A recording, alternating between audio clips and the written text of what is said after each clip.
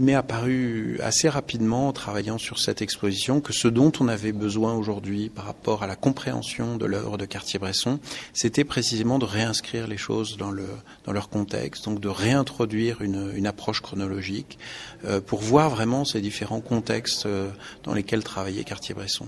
C'est quelqu'un qui, comme tous les surréalistes, aime se promener dans la ville. André Breton disait qu'il aimait se promener dans les rues au vent de l'éventuel, et je crois que la plupart des photographies de Cartier-Bresson des années 30 ont été faites dans cet esprit. Alors on est devant une photographie d'Henri Cartier-Bresson réalisée à Paris en 1932 derrière la gare Saint-Lazare. C'est une des photographies les plus fameuses d'Henri Cartier-Bresson.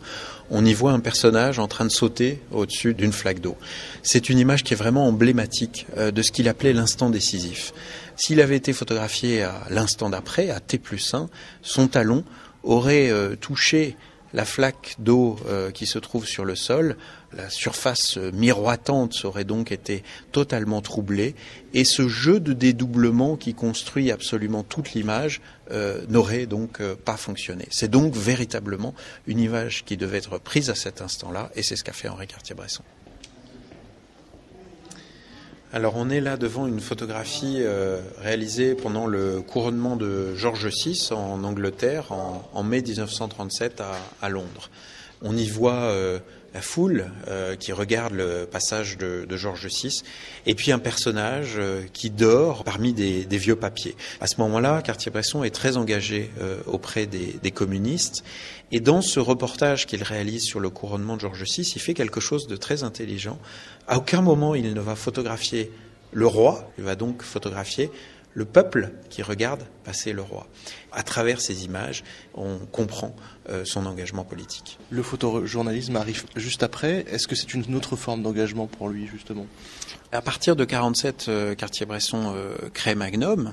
Il va pendant quasiment 30 ans faire son métier au quotidien de manière extrêmement professionnelle.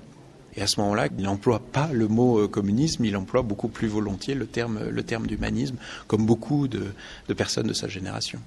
Donc il fait du reportage, il monte des sujets dont il sait qu'ils vont intéresser la presse internationale. C'est le cas par exemple en 1954 avec la Russie. Henri Cartier-Bresson est l'un des premiers reporters à photographier l'Union soviétique peu après la mort de Staline, donc dans cette période qu'on a appelée la période de dégel. On est encore en pleine guerre froide, et toute la communication, notamment celle qui vient des États-Unis, est une communication, une propagande, on pourrait dire, qui montre les Russes avec comme on le dit à l'époque, avec le couteau entre les dents.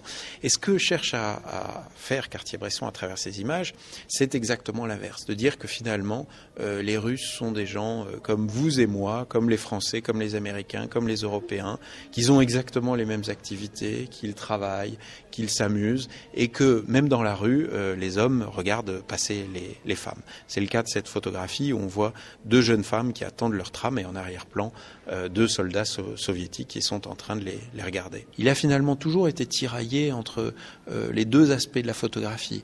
Une photographie artistique, une photographie créative d'un côté, et puis une photographie plutôt documentaire de l'autre. Et je crois que c'est sa capacité à faire synthèse entre ces deux forces de la photographie qui fait la très grande beauté et la très grande importance des photographies d'Henri Cartier-Bresson.